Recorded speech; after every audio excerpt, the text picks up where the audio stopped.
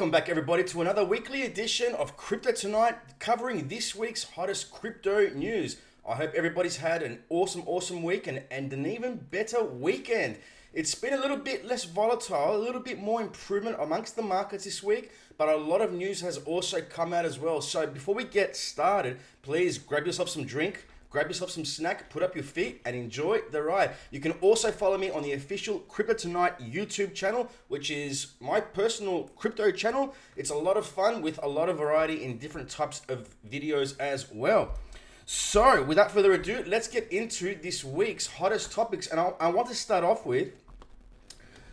Are you ready for it? Cryptocurrency lender Celsius owes users $4.7 billion, bankruptcy filing reveals. So the crypto lending platform Celsius Network owes its 1.7 million users billions of dollars, according to CEO and founder Alex Mashinsky. Cryptocurrency lending platform network owes exactly 1.7 million users billions of dollars, according to a declaration for Chapter 11 bankruptcy earlier this week, filed by Mashinsky at the bankruptcy court for the Southern District of New York. Of US $5.5 billion of Celsius total liabilities, more than 4.7 billion is owed to users. Wow. The UK-based company pays interest on cryptocurrency deposits, loans them out, and also sells its own token, CEL, but froze all activities in mid-June after a particularly rough week for cryptocurrency. According to the business publication Quartz, Celsius operates like an unregulated bank, enticing customers with staggeringly high rates for deposits of cryptocurrencies and then loaning out those deposits to other customers. The platform relied mostly on Bitcoin to stake its fortune, and after the token plunged drastically last month, the crypto loan giant found itself unable to cough up money to pay back its debts, prompting it to take the unprecedented step of pausing all withdrawals from the platform just about 3 weeks ago. The broader cryptocurrency market has shed US $2 trillion since its peak in November last year, while Bitcoin's price has fallen 40% in the past 12 months. This is really crazy stuff. Now, in a blog post at the time, the company warned it was pausing all withdrawals, transfers between accounts, adding, of course, due to extreme market conditions, today we are announcing that Celsius is pushing all withdrawals, swap, and transfers between accounts. They said, and I quote, "We are taking this action today to put Celsius in a better position to honor over time its withdrawal obligations." But the platform's terms of use have raised questions about whether users may be able to recover their cryptocurrency deposits or collateral, with Mashinsky saying the basis of the contract between Celsius and its users explicitly stated that the company owns rights over customer deposits as well as the right to lend, sell, and transfer or use them for any period of time. Now, this is very scary. They are saying that they are admitting that if you hold your money on their platform, they own it now. That's it. It's theirs. You've legally agreed to terms and conditions upon registering that if you whatever money you put there now belongs to them. And if they want to run off with it, they in theory allegedly can legally just walk away, run off with your money, and there is nothing you can do about it. Absolutely nothing. Very scary. And that's not very decentralized either, mind you. So he tweeted 2 days later that Celsius Network was working non-stop to resolve the issues. "We're focused on your concerns and thankful to have heard from so many," he said. I'm sure he's pretty thankful to have so many of people's deposits as well. Again, very scary stuff. And this is why I never hold a great amount of crypto on any platform personally. I like to keep mine in cold storage. That's just my personal taste, but everybody has different tastes after all. Please let us know in the live chat box which country you are watching from and what is your favorite crypto as we speak. And shout out in the live chat box on the Huobi Global app to Rick. All right, so Twitter lawyers force So Twitter lawyers up to force through Musk deal. Will it work? It is unclear whether the potential lawsuit will eventually see Musk purchasing the platform at the previously agreed price, at a new price, or not at all.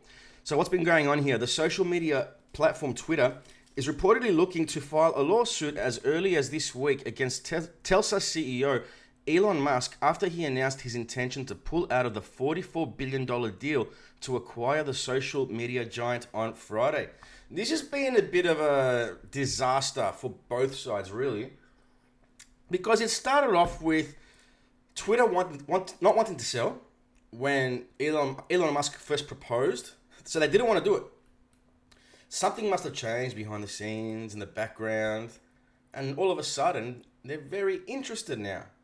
And then once they become interested, Elon turns around and says, he's not interested anymore. So what is really going on here? What happened was, I don't know what happened behind the table or behind the doors for Twitter to change their minds, but the reason for Elon Musk to change his mind was because it was due to the fact where he believes 20% of the Twitter users are not real, they're bots. Twitter is saying approximately 5% of the users on the platform are bots. Elon is asking for proof or he won't proceed with the purchase of Twitter. They will not submit proof. They are now taking Elon to court to say, hey, he had an agreement with us, he was going to purchase Twitter, but then it is expected for Elon Musk to turn around and ask the court for a subpoena into the real numbers with regards to how many of the users on the platform are real and how many of them are bots. Of course, you don't want to buy something that's 20% fake.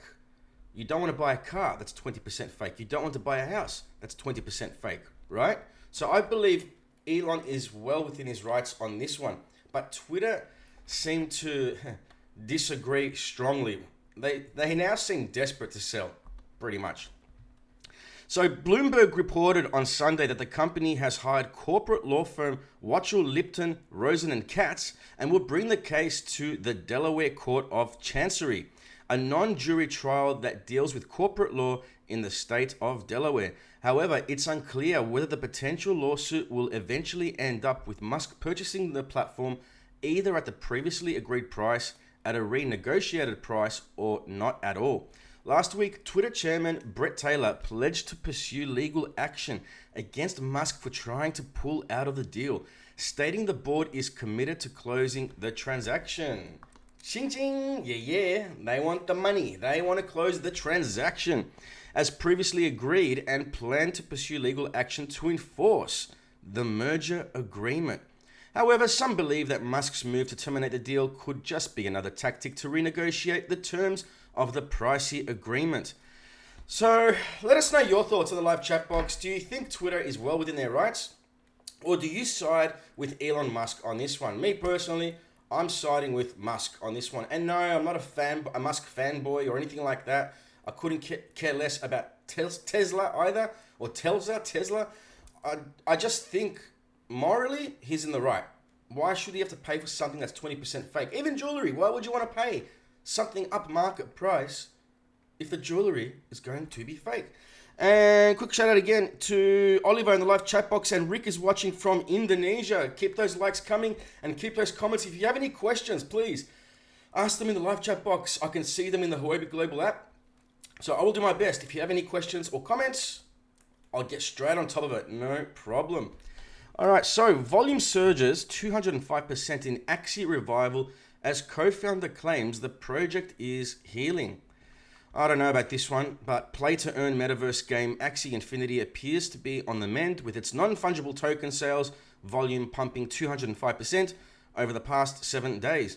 The project's co-founder Jeff Zierlin echoed such statements via Twitter on Friday after he stated that the project was healing in reference to the strong adoption of NFT land staking, the Ronin Bridge being back up, and notable uptick of game downloads and NFT sales. Honestly, I'm going to be honest with you guys.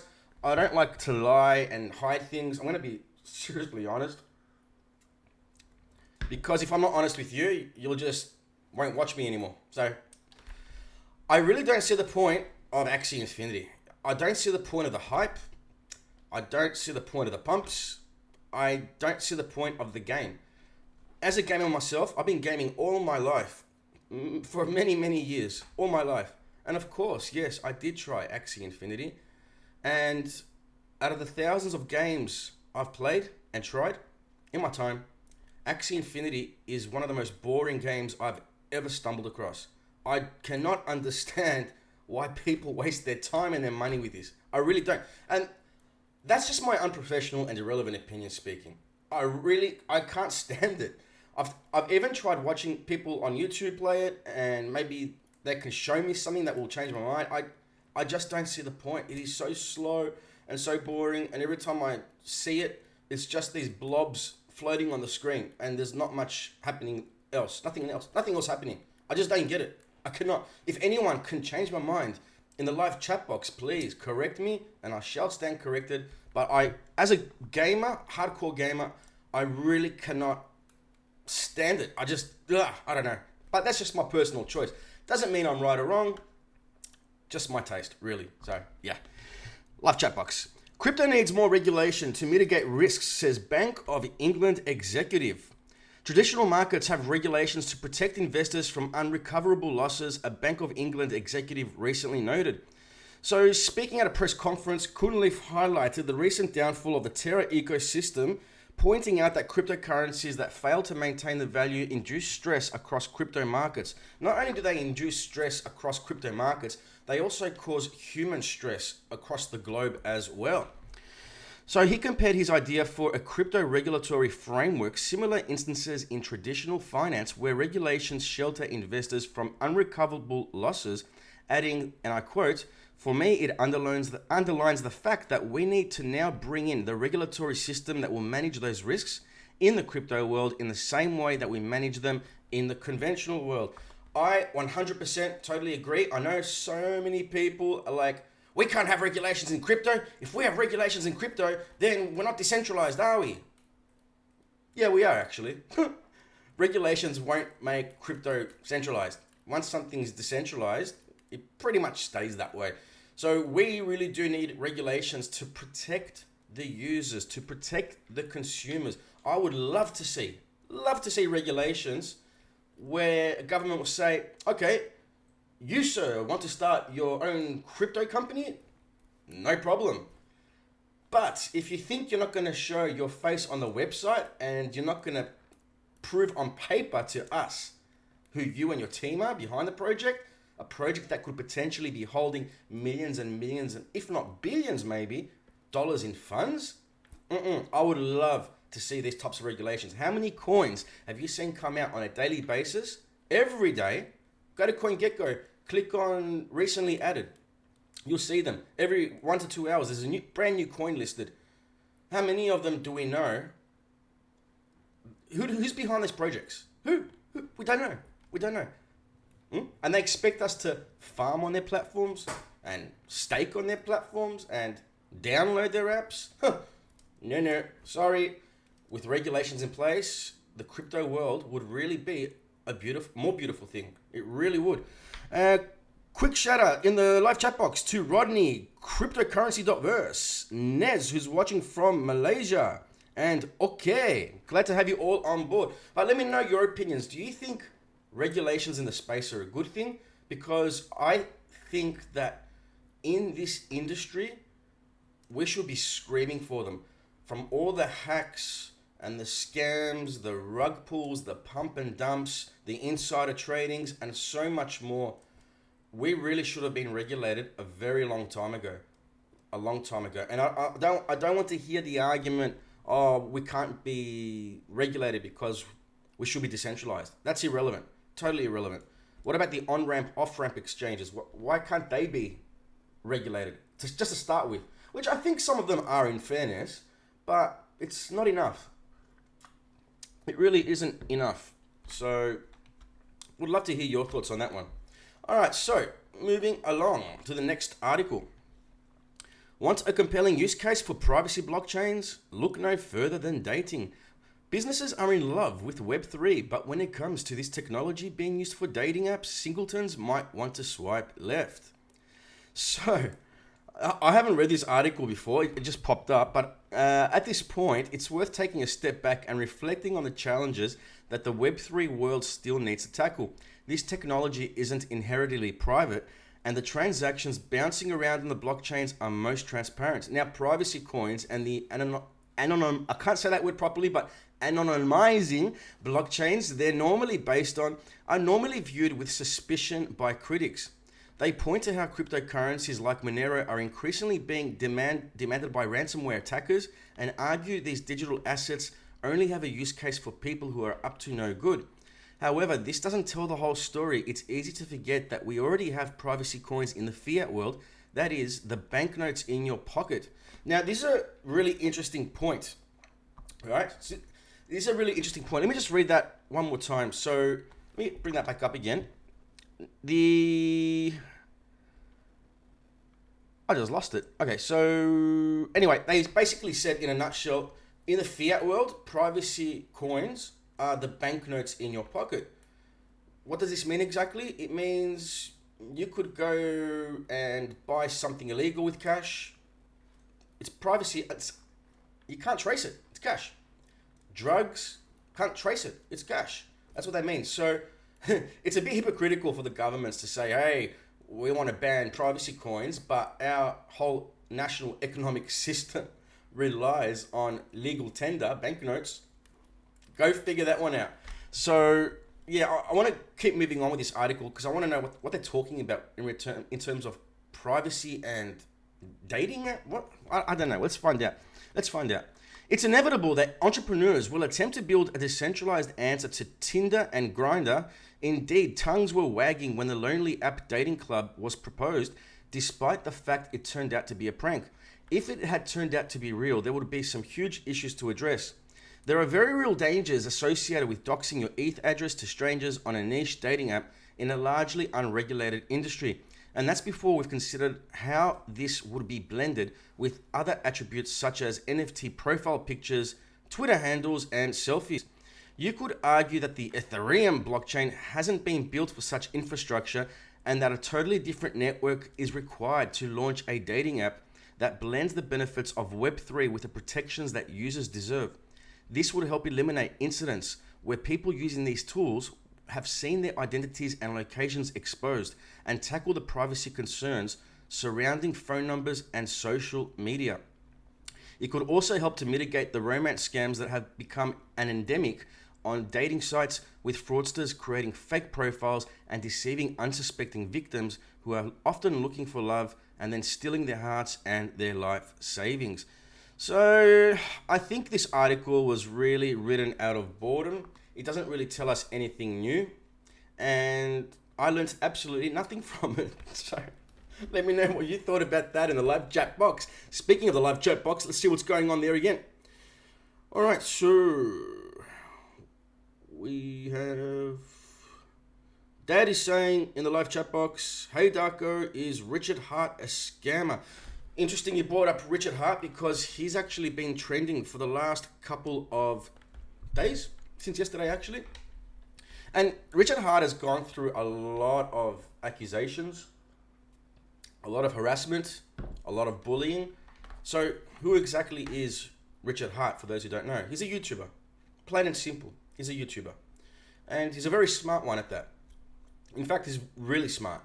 So he's been on YouTube for quite some time, a few years now. And I've actually interviewed him as well on the Crypto Tonight channel on YouTube. Check it out. Yeah. And he's the founder of a token called Hex.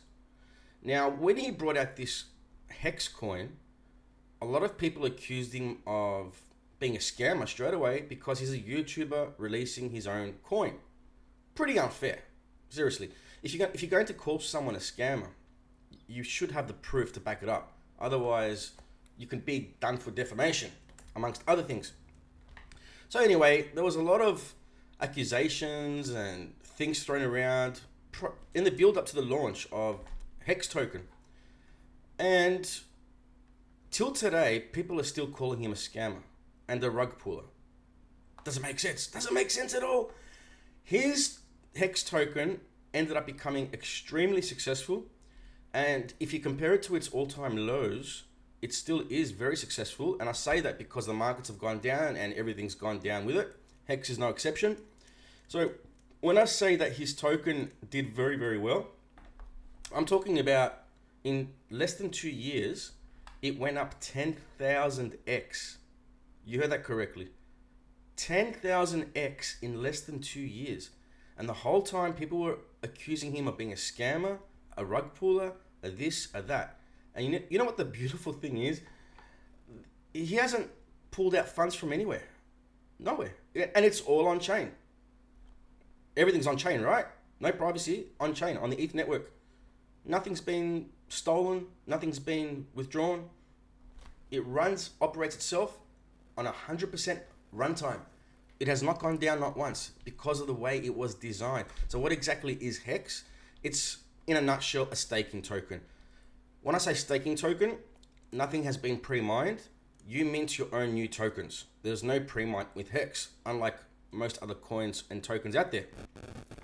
So the way it launched was, from memory, there wasn't a sale, but people had to just submit their Bitcoin address and their ETH address.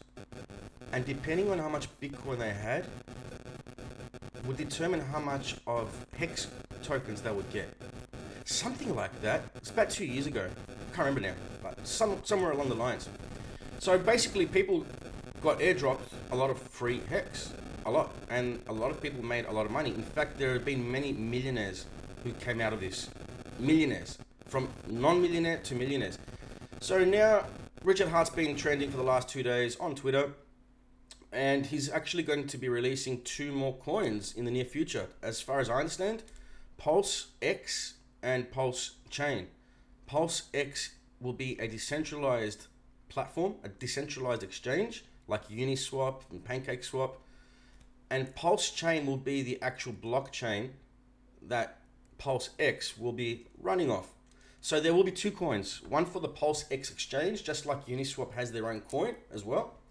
But for the blockchain side of things, the blockchain side, the network side, will also have its own coin called Pulse. And there's a lot of hype and excitement publicly going around about these 2 because of the previous success of Hex. Even though people are still calling him a scammer, he's never scammed anyone. No one's actually ever come out and said, I got scammed. No one. You can research it all you like and you'll see that no, there's been no actual official cases of anyone being scammed by Richard Hart.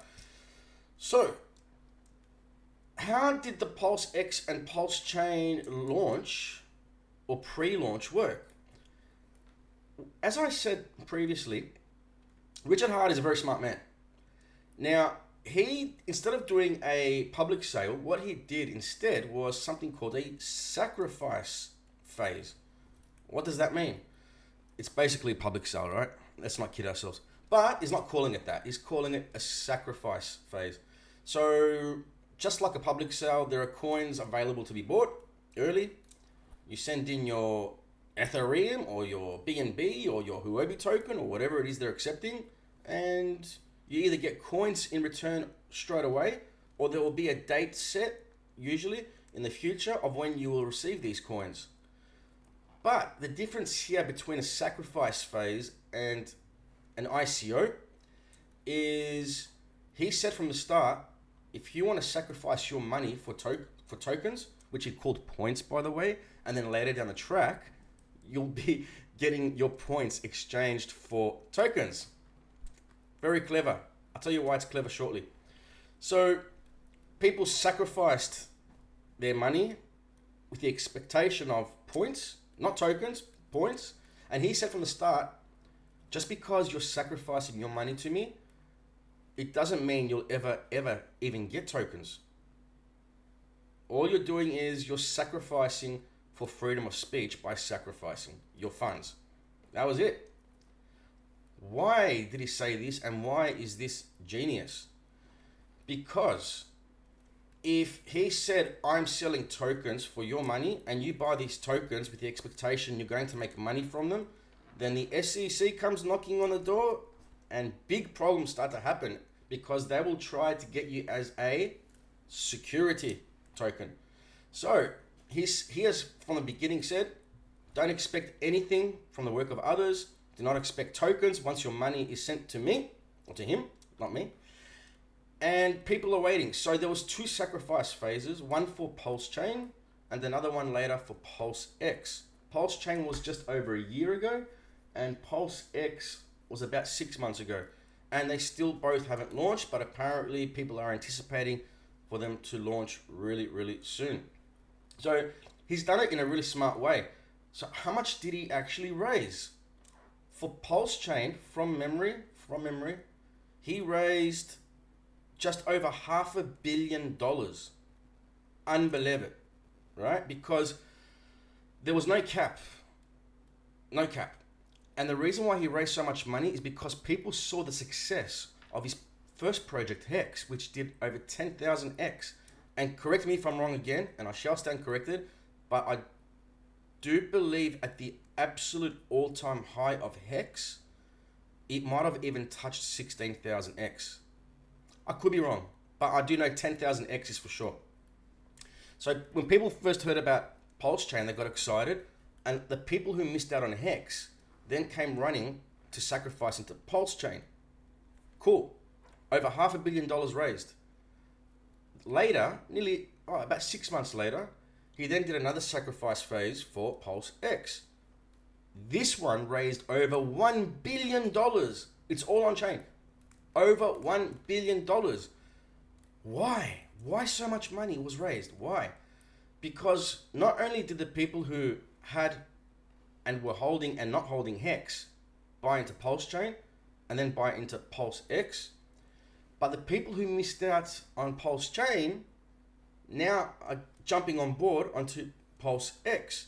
So overall, between the 2 projects, he raised over $1.5 billion, and from those raised funds, $27 million of it went to charity, to Life Longevity Charity, a charity where scientists are studying on ways to help humankind live longer. And when I say live longer, I'm not talking about 4 or 5 years longer. We're talking about really long. Like, is it possible that we could live to 200 years or even more using science and technology? This is what they study. It's pretty crazy. But it's a topic I can talk a little bit more about, but maybe for another time. All right, so back to the live chat box. Let's see what's going on here. Very quiet night tonight. Everybody must be sleeping or watching a better stream. Unbelievable. All right, so in the live chat box, 481, shout out to you. Hello, Paul, his name is. Has the sacrifice finished? Yes, the sacrifice. I think the Pulse Chain sacrifice lasted a week last year. No. Was it? Maybe 2 weeks. I'm guessing now. I can't remember. But I did get involved in it. And Pulse X went for, I think, over a month. And every day that you can, like for every day that passed, the actual buy-in price would go up by 5%. So it was really the earlier you got in, the cheaper the price, the more tokens you get, tokens you'd get for your dollar. So 683 is saying, help Ukraine. My thoughts and prayers to Ukraine, brother. I hope everything turns out good, because it's not very good over there. And hopefully there will be a positive and peaceful outcome, because it's a really unfortunate situation over there. And a lot of what's going on over there is also having an impact across the globe, not only in the fiat world, but also in the crypto world too. And inflation is a big part of that, a really big part of that. All right, we might do one more article and then give this a wrap and start off our new week tomorrow, nice and fresh. So what other articles do we have here? What do we have? Let me have a look here.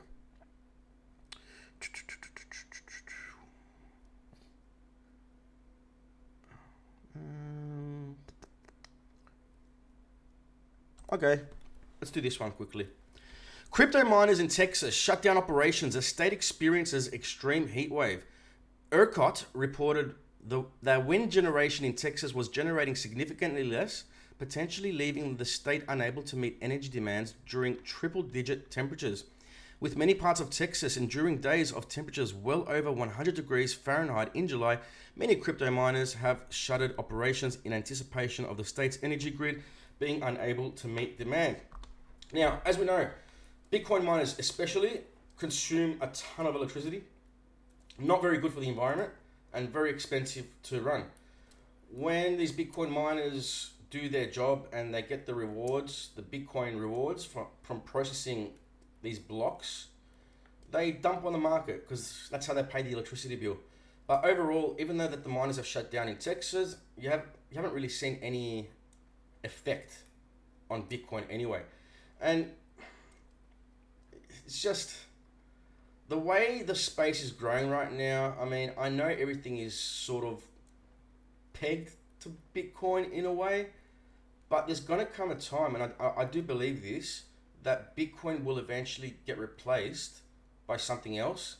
And then when these miners shut down due to natural disasters or whatever else, it won't really matter at all anymore. So who will overtake it? It could be Ethereum, could be BNB, could be Cardano, could be anything. But I don't see Bitcoin sitting up there as number one forever. I really don't see it happening. But a lot of people beg to differ with me. It'll be nice to see. I mean, I know Bitcoin is the king of the hill, and it has been for a long time now, but it's just useless, to be honest. You can't do anything with Bitcoin other than buy, sell, swap. No, buy, sell, send and receive. That's it. You can't do anything else with it. What can you do? Nothing. I'm not anti-Bitcoin.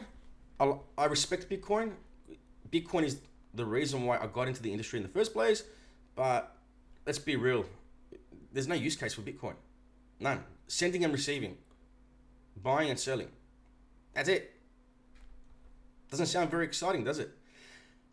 Bitcoin is a cryptocurrency coin, not a utility token. Bitcoin, crypto coin. Ethereum, utility token. No use case for Bitcoin, use case for Ethereum. That's the difference. Crypto coins are just like Bitcoin and XRP. No use case other than sending and receiving, buying and selling. Utility tokens have actual use cases. Smart contracts, for example. Yeah, that's a difference. So if you didn't know the difference, you know the difference now. All right, so quick look at the live chat box. Yeah, 481 is asking about Richard Hart as well. We just discussed that a few minutes ago, but feel free to watch the replay if you missed it. Okay, so yeah, all right, cool. That's it for the live chat, and that's pretty much it for this week's hottest weekly crypto news. Once again, please feel free to follow us and subscribe to the official Crypto Tonight YouTube channel, the world's most craziest crypto news program. And you can also follow Crypto Tonight on Twitter. To find the Twitter, just either search it on Twitter or you can click on any of the videos on the YouTube channel, and all link socials are beneath the videos there, such as Telegram community group, the Twitter page, the official Crypto Tonight website, and a whole lot more. And while we're talking about that, check out the official Crypto Tonight website at cryptotonight.co. So much to look at there. So many different things. Games. Create your own crypto coin with no experience on the Crypto Tonight website. There is coaching sessions. I said crypto games. There's live updated news section as well. There's crypto events that's also updated live as well. I don't update it manually. It all updates on its own. It's a beautiful thing. I don't need to touch it at all.